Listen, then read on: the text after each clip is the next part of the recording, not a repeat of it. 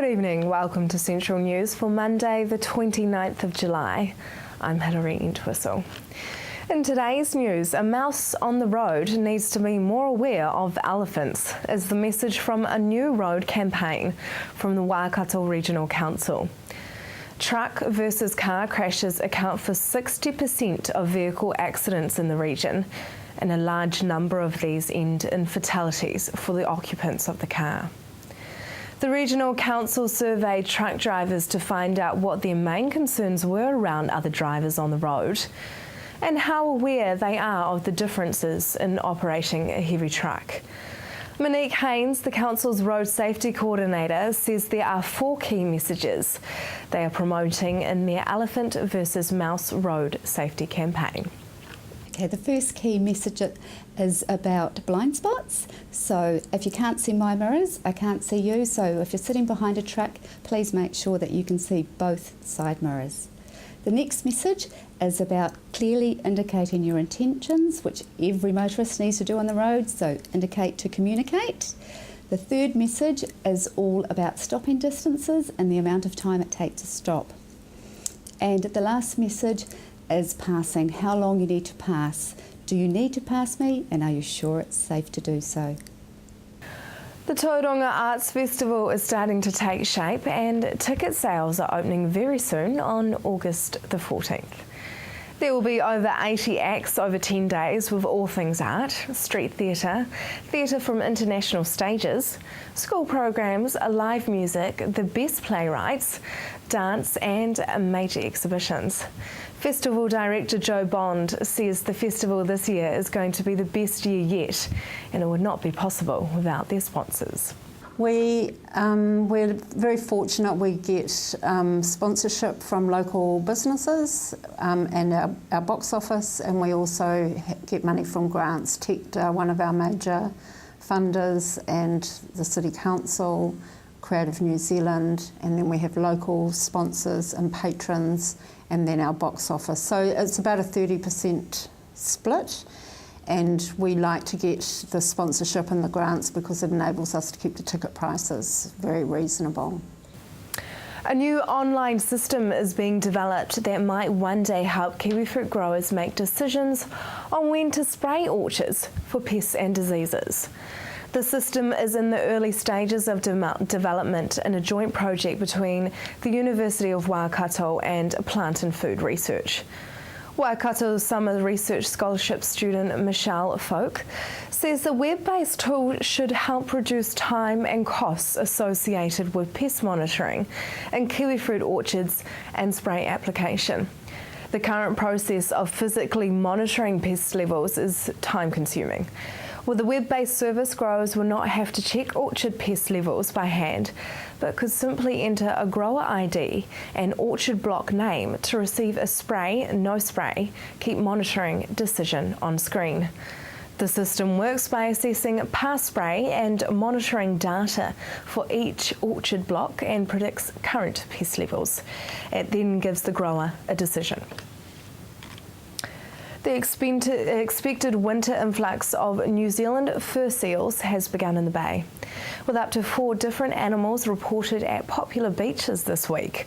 Seals have been dubbed the new normal by the Department of Conservation, which believes seals are a natural part of Bay of Plenty ecosystems, but a species which has been missing for more than a century. This means bay residents and beachgoers are increasingly able to see the seals in their natural habitat, lazing on the beach and playing in the water. But one fur seal has been killed already after having its flipper injured by a boat or predator. Although carrying infectious diseases and a nasty bite of up to 2 tonnes per centimetre of pressure, seals' biggest threats are the public and dogs.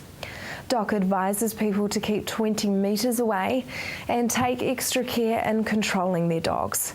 It is also illegal to harass or injure a seal. Now for our region's weather for Tuesday. Hamilton will be fine with a few easterlies in the afternoon. Your expected high is 14 and an overnight low of 1. Tauranga, your Tuesday will be fine too, with easterly breezes developing.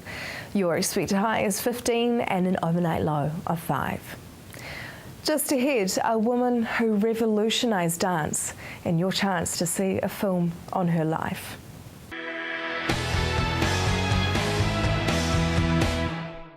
Welcome to Central News on TV Central. The film On Our Lives is a media and screen series at the University of Waikato.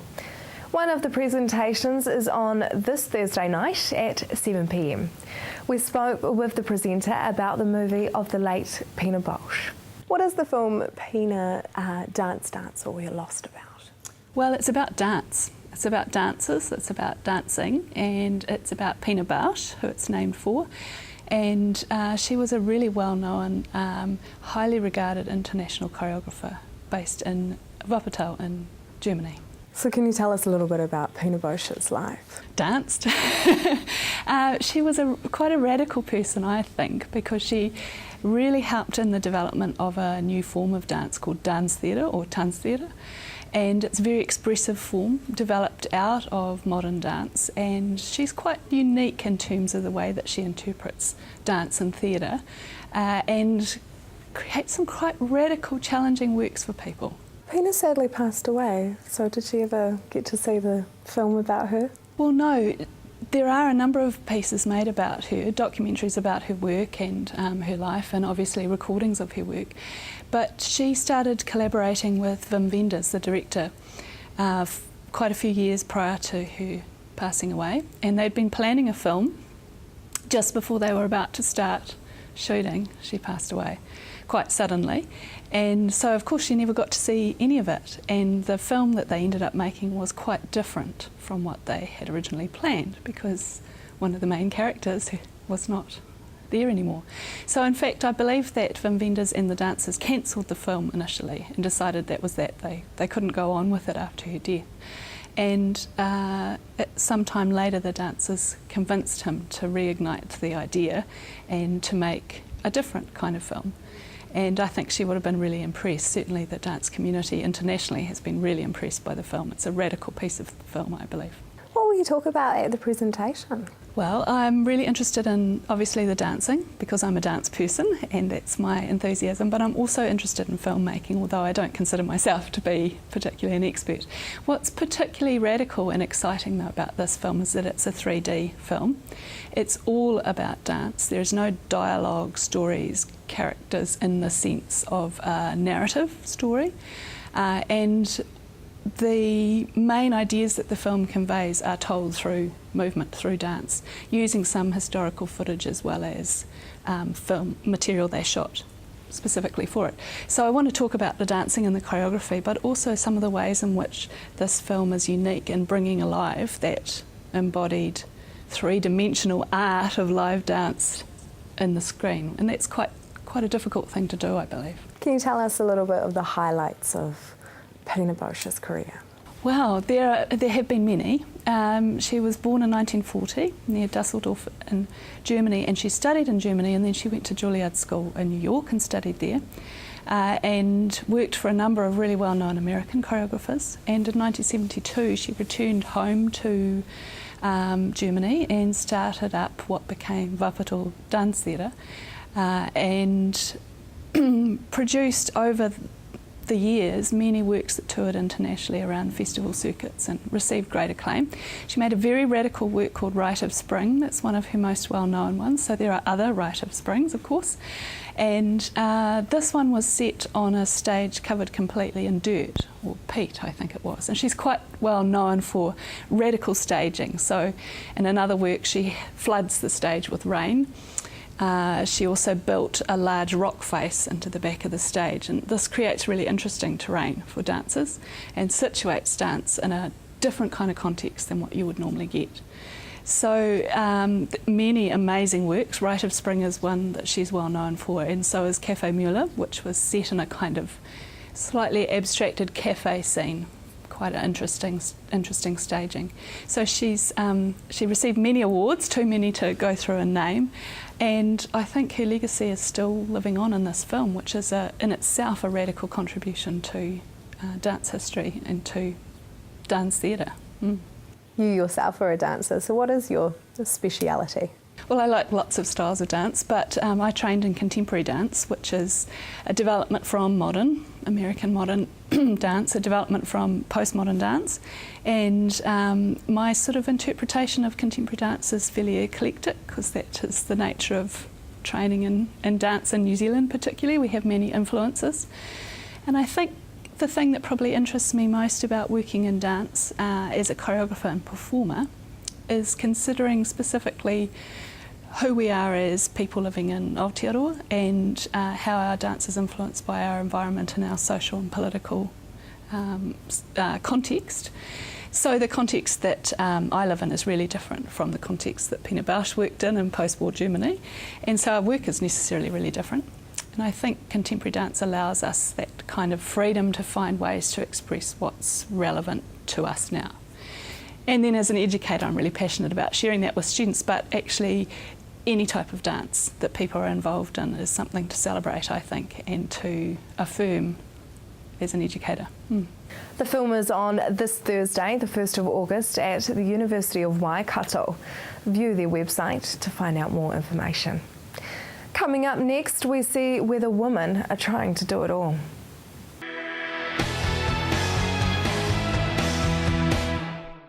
Welcome back to Central News.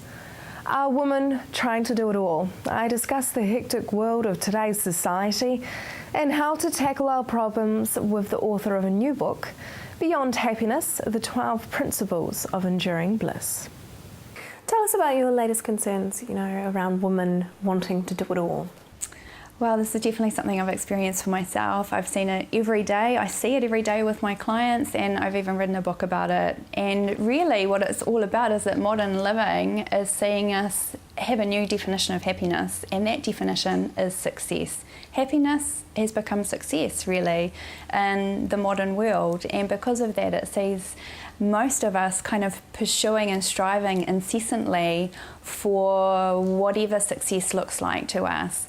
And usually it's about doing more and having more and just filling our lives with things, and because of that we have kind of, I think, just lost sight of really what's important and really what happiness is all about.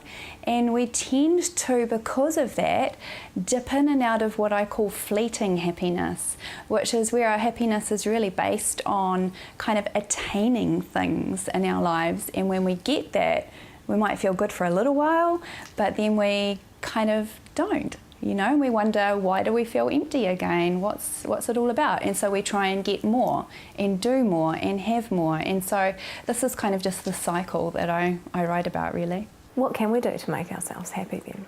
I think stop putting off happiness. We are so good at planning to be happy. Again, I've experienced it myself. I'm sure we've all heard this. People say, I'll be happy when I lose 5 kgs. I'll be happy if I have a new job. I'll be happy when I get a pay rise. I will be happy if I have a bigger house. I'll be happy when I go on holiday. I'll be happy when it's Friday. I will be happy if it's sunny tomorrow. We've all said those sort of things, and this is just what we tend to do now. Instead of just choosing to be happy now and to fill our lives with things that we love, we kind of make our happiness conditional on on attaining or achieving things in some way. So what can we do right now? It's just give yourself permission to do things that you love. Love photography? Stop putting it off. Stop putting it at the bottom of your to-do list. Make some time in your day to just go out and be creative. So that's what I say to people. Stop putting it off. Simple. You talk about manufactured happiness. What does that mean? Yeah, I also call it storybook happiness, but it's basically where we look to other people who we think have got the perfect life, and we kind of go, I want what they're having. And so we base our happiness, or our version of what we think happiness is about, on those people. So, we've got a bit of a celeb-obsessed culture. We've got TV programs which tell us what happiness is supposed to be. We've got advertising in our faces, left, right and centre about the latest, greatest, best thing that we have to have in our life to feel good about ourselves or have an amazing home or have a great relationship, you know, and really with what all of these things are kind of coming together is just making us feel like we need to create happiness in some way, and that's why I call it manufactured happiness. Tell us about your book. Yeah, I wrote a book called Beyond Happiness, The 12 Principles of Enduring Bliss, and really it's about helping people move past what they think they have to do or have to be happy, and to tune into all of those things that we're putting off, tune into what really makes us happy, and I don't know, give ourselves permission to do that, to live that in our lives. So it's a bit of a guidebook really, it's a how-to. Now you recently won an award as well. I did, yes, and seriously I'm beyond happy about that. Over the moon, yes. It's an international award recognising excellence in independent publishing. So yeah, it's fantastic, and it's huge affirmation for me really as well as an author. This is my debut book. So it's kind of stacks up on the international stage, which is, I don't know, it's such a hard feeling to describe, but I'm stoked. What led to you wanting to change your own life?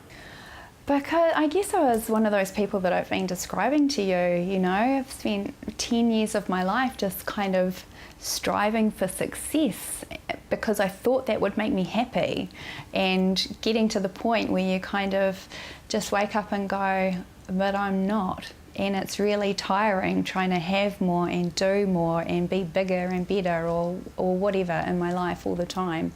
And yeah, I just thought there's got to be something else. And so I guess I just went on my own search for happiness, and everything that I write about in my book really is everything that I learned along the way. And you know, I've seen so many other people in the same situation as me, and some of the stuff is so simple, but I thought, well, if I was missing it and other people are missing it, then I don't know, why isn't somebody writing about this? So that's what I did. What can we do then to make ourselves happy? Well, my book is full of tips. I'm a practical girl, it's full of practical tips. But 2 things that are really top of mind that people can start doing right now in their lives is, number 1, give themselves permission to do things that they love every day. Don't put this stuff off. And number 2, stop thinking that your life's going to be better tomorrow. Make it better today by being grateful for everything that's amazing about your life. I think we tend to overlook the great stuff. Marnie's book is sold in all good bookstores. Just ahead, snow in Hamilton.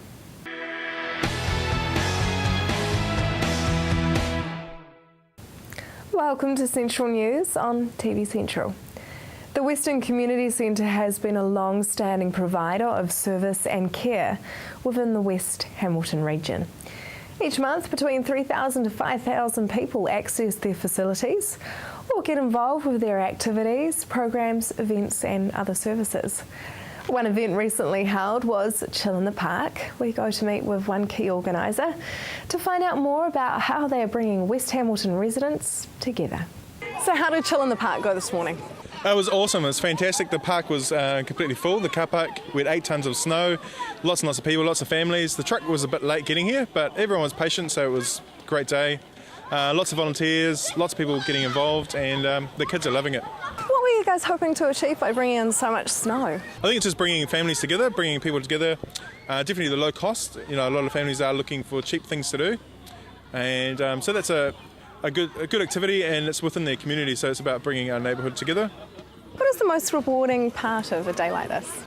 I think, I just checked our Facebook page, Western Community Centre, and someone said, what a massive day, congratulations, you know, and those kind of comments, you know, just make it worthwhile when people say, hey, thanks for that day, you know, and that's what it's all about. What did you actually do for Chill in the Park? So we had 8 tonne of snow, we've had face painting, sports activities in the park, candy floss, slushies, drinks, what else, Sunny? The cage soccer, and yeah, just about people coming together. What are some of the other services that Western Community Centre provides? Yeah, so the Western Community Centre, it's been around since 1979. It's been around a while. So we provide programs for babies right up to seniors. We look after 5-year-olds with after school program, holiday programs, senior programs, community programs, English language classes. It's a whole kind of mix of the community. Who comes up with these great ideas? Just depends on, what the community, the needs are. So, with all the young people come up with some ideas. So we've had our young people that volunteer at the Western Community Centre come up with an event in the summer called Splash in the Park, and they just got some water slides, and that was just a fun event they wanted to run. And I think they came up with this event idea as well. I'm not too sure. I could be wrong on that. Yeah, they just said it would be really cool to get some snow. I think they seen an event, someone else ran a similar event, and they wanted to run something similar in their community. So yeah. Now you also run programs for youth and high school students. So tell us about those.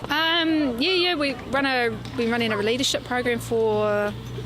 How long have they been running? About 10 years? About 10 years, and they help out at our holiday programs and, help out at our events and anything that we run. There's also a youth group program for males that's called the Elevate program, focusing on building their self-esteem and working with them. And anything else that we run? I guess just, the big part of it is getting our youth involved in events. So, they come down, they help out, and they actually enjoy that more than participating. So it's about them. They'll be packing up soon. They're starting to throw snow around and stuff, but they've been working hard in the kitchen and help and behind the scenes as well. You also have programs for seniors, I hear. Seniors, we have some cool programs. We have Tai Chi Mondays and Thursdays. It takes place. We also have a program where we take seniors shopping, especially for seniors who don't have families in the area, so they go to Pack and Save, senior luncheons, and floral art, lots of kind of keep our seniors active. And how can we support the Western Community Centre? I guess check out our website, find out what we do, and maybe we do have a wide range of things we do, and there's always a different slot that we need your help. Different events, we always need some cooks in the kitchen to help feed the volunteers, and people just giving us a hand. So just drop in and see us. And is there any other exciting events coming up this year? So something happening in October is called Treats in the Park, where we have treats in the park. They go around to the stations and collect, a range of treats from fruit kebabs, candy floss, lollies. And that event started about 10 years ago because a lot of kids were trick-or-treating in the area and they wanted to, get them all together in a safe environment. We also have bouncy castles and a lot of entertainment on stage, a huge stage, and a lot of local acts perform on the stage. So that's probably our biggest event I'm involved in, and probably the biggest one that the Western Community Centre run. So yeah. That is your news today. You can watch this episode again on our website. If you have some news of your own, or you just want to let us know what you think on some of tonight's topics, you can like us on Facebook or email us. I will be back tomorrow night with more of your news from the Waikato and the Bay Plenty. I'm Hilary Entwistle. Have a lovely evening.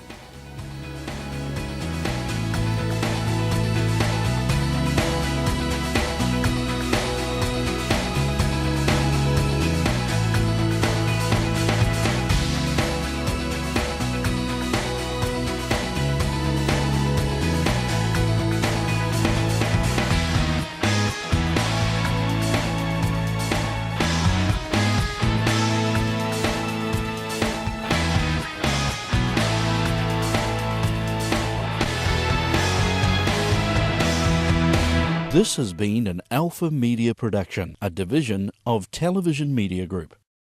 Supporting local content so you can see more of New Zealand on air.